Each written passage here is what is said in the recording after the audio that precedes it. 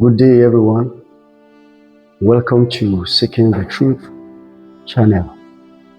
I am Simon Oladapo, your host. In our last engagement, we started considering Romans chapter 13. Since one of my followers, a friend, raised the question that if I asserted that God plays no role in the emergence of leaders, how do we interpret Romans chapter 13?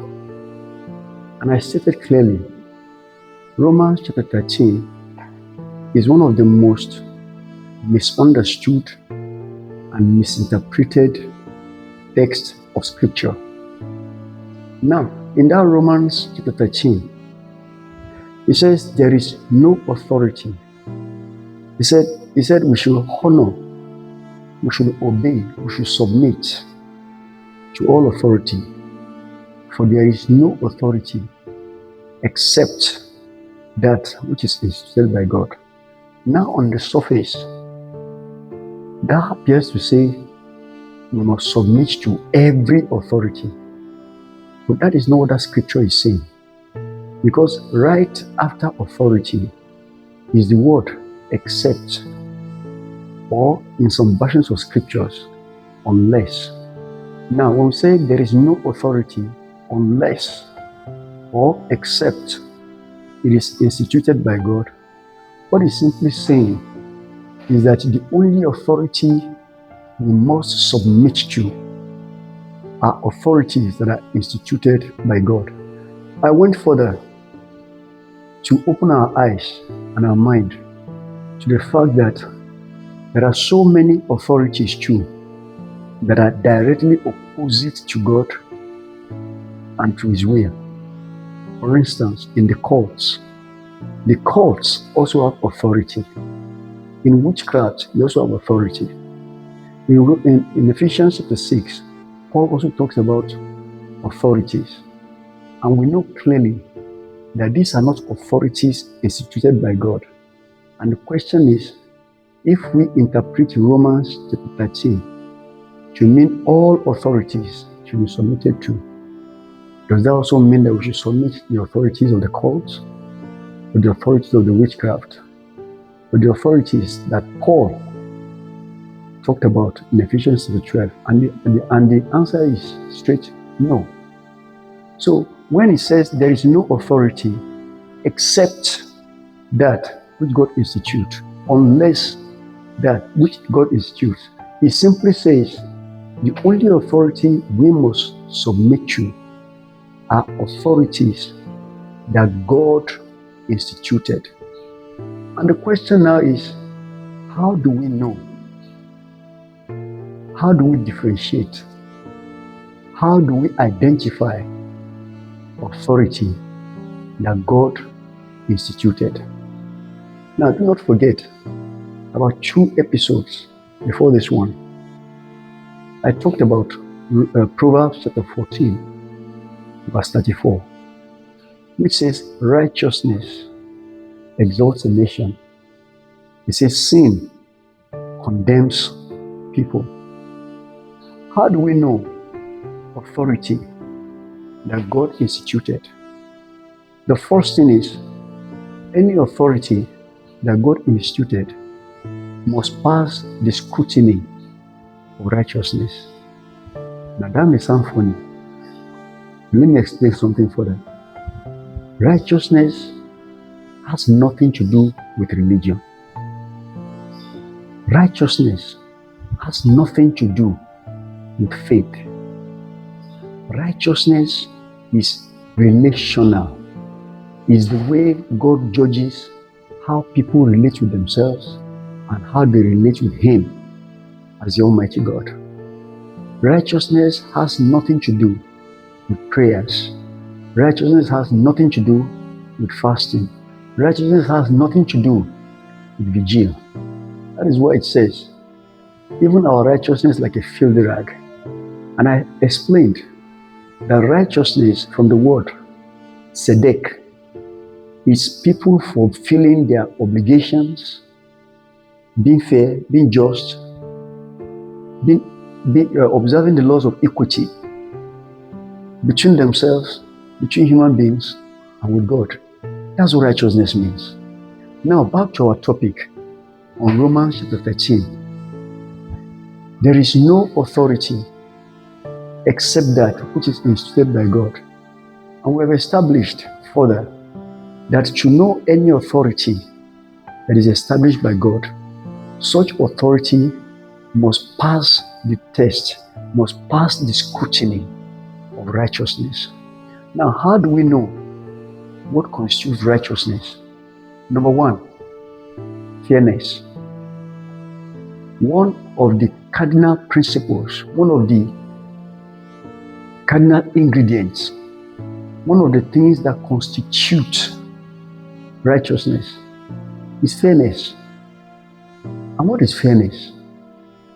Fairness is relating with people, with institutions, with groups, and with other bodies without discrimination, without bias, with impartiality, and the rest.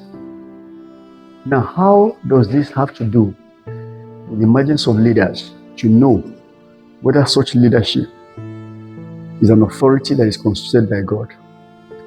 Let's start with fairness, which is one of the components of righteousness. Fairness is to be impartial, not to exercise or show bias to anybody. It is not to discriminate. Now, let me use Nigeria as an example. Since Nigeria is where I'm really used to, I'm a Nigerian, I will shock you today that by the time we finish this topic, you will realize that there is actually any government, any authority that has presided over Nigeria that is instituted by God. I know that will be a bombshell to you. But let me start with fairness. It is not to be biased against anybody. Now in Nigeria, let's talk about democracy. It is an unwritten rule that any political party that will field candidates, they must field candidates that aligns with the bias of the prevailing religion.